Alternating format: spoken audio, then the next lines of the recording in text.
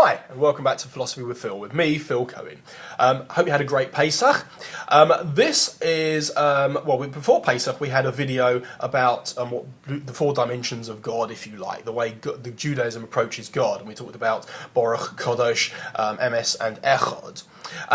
In the next two videos, I want to talk about atheism and theism. In this video, we're going to look at atheist arguments, and I've got, I think, 5 of those. And then in the next video, it's going to be a bit complicated. We're going to look at arguments that theists commonly give, that atheists rebut, and in my opinion, quite rightly so, because I think they're quite weak arguments. But then in my opinion, again, showing stronger arguments along similar lines that perhaps are difficult, I find more difficult to rebut, supporting theism, supporting belief in God. And let's not forget, theism encompasses monotheism, belief in one God, and polytheism, belief in many gods, although, as I say, being Jewish, we believe in monotheism. So, before I talk about the pro-atheist arguments in this video, I wanted to I should emphasise that I'm not here to missionise. I'm not here to prove God. Judaism doesn't do that. We don't do missionising. We're happy to leave people as they are. But I would like to talk about the 4 sons in the Haggadah, because we just had Pesach. And I think the 4 sons are a great model for looking at 4 different approaches to theology in general. You've got the son, if we work backwards, we've got the 2 emotional arguments, if you like, less rational arguments, where you have the son that doesn't ask questions. You have the son that is the Tom, not a simple son, but a straightforward son. And if you look at people from previous generations, where they lived in the shtetl and their life was a lot more straightforward, you can see this in Fiddler on the Roof. Perhaps they've had an epiphany moment, some sort of spiritual encounter that's made them much more aware of God. But religion worked for them, and the important thing is it was fairly straightforward, and I wouldn't go as far as to say life was easy, far from it. But they saw things very, very much in black and white. Apart from the emotional 2 sons, you've got the intellectual approaches. You've got the Rasha, who's more of a skeptic, not a wicked son per se, but a skeptical, cynical son. And you've got the Chacham, an intellectual, someone who's got an intellectual approach with their theology, with their religion. I think you need a bit of both. I think you need the intellectual approach, and you need the emotional connection with God, because otherwise the two need to come together. We see this. Lubavitch philosophy very much maintains this. This is the purpose of meditation. They believe in prayer, and meditation is the way of us combining these 2 approaches of intellectual and emotional approaches to God. And we see it in the Amidah, in the standing prayer that we make every day, where we have the first blessing. The first bracha is very much a structured bracha, whereas the second blessing is more gushing and emotional and talking about God's power and everything. If I can move on to the pro-atheist arguments. The most common pro-atheist argument is lack of proof of God. Well, I'm sorry to say, but in Judaism, and I guess in other religions as well, God is beyond human experience. We kind of defined it away, which is it's inconvenient, I know, for the atheist. And as I say, we're happy to leave them alone. We're not trying to missionise them. If they're not happy with that argument, carry on with as you are. But we believe that God can't be experienced directly. Yes, he can perform miracles, and he can conceal himself in such a way that he's able to perform miracles that are manifest in the physical world. But unfortunately, we can't exist indirectly, so no, there won't be any direct proof of God. But then what can you prove? Can you prove there are currently penguins on the South Pole? How close would you, how sort of a proof could you get to prove that it was actually there, they were actually there? How could you prove that it was safe to get on a plane and fly it? You make so many assumptions when you jump on a plane and fly off somewhere, but could you prove it? To what extent could you prove that?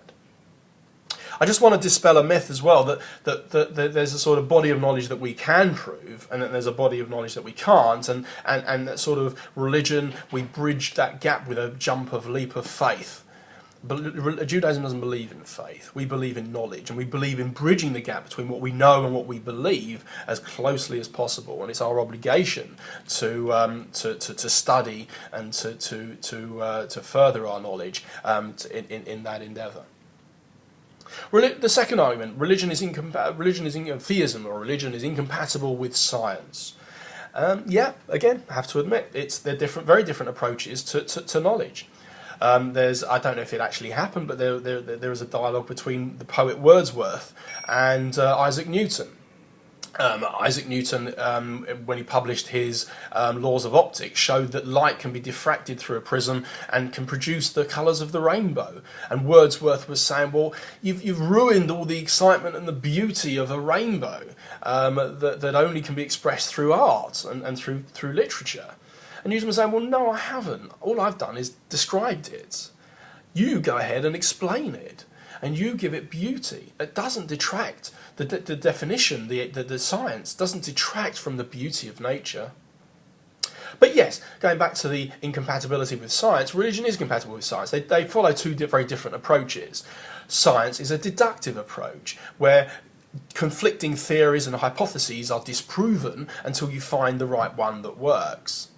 There's a quote from Sherlock Holmes in there somewhere, I think. Whereas religion goes on an inductive route. It's not focused towards an end goal, if you like. It's looking for meaning in life, and that can come from any number of sources. And we're seeking a closeness to a higher divinity. So yes, one's inductive, religion is inductive, science is deductive, and yes, they are conflicting. Yeah, in some cases in Jewish law we have deductive approaches where different arguments are given to ascertain a Jewish law, and conflicting theories or conflicting outcomes are disproven until the right one is found, but generally speaking the approach is inductive. The next argument, the atheist argument: humans created religion to add meaning to their lives. It's a cute theory, but can you prove it? I don't think so. I don't think there's any documented first ever religion that was written down by a human. And so what if they did? I mean, you know, if you're really going to say that and you really believe in that, well, what's wrong if it makes sense, if it holds together? Yeah, but I'd say, you know, very difficult to prove. The next argument is more about behaviour, the way people behave rather than the religion itself. And the argument is that people kill other people because their religion tells them to. Now, this is a very, again, something that's true. We can see it, unfortunately, throughout history.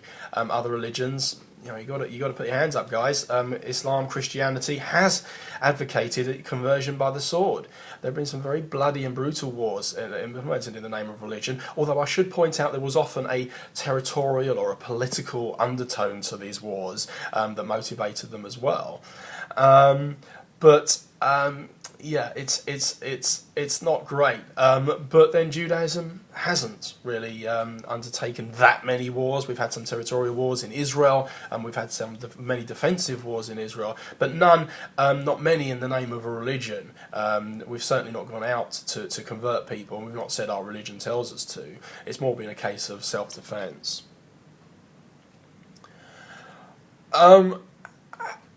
How could God allow such evil in the world? Next atheist argument. Which is their way of saying, life's not fair. So how can God exist? Well, yeah, all right, life's tough. But then it's theoretically, it's a subjective argument. For what one person might see as an overwhelmingly evil challenge, others might see as a life-changing stimulus. What is evil? Yeah, okay, things that damage or hurt or kill other people are certainly going to be evil. But that's normally undertaken by humans. And humans have free will.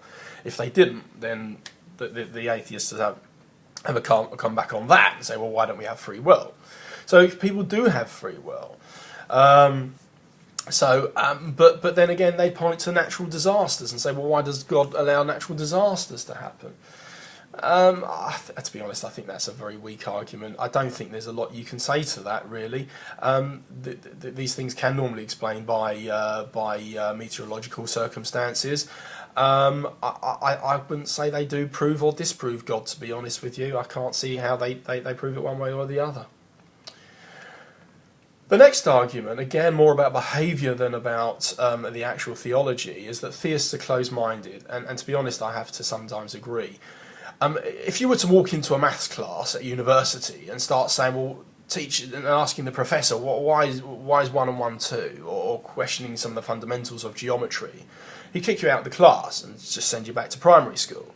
You can't keep questioning axioms. You have to your life gets to a point where you have to accept them as true and move on.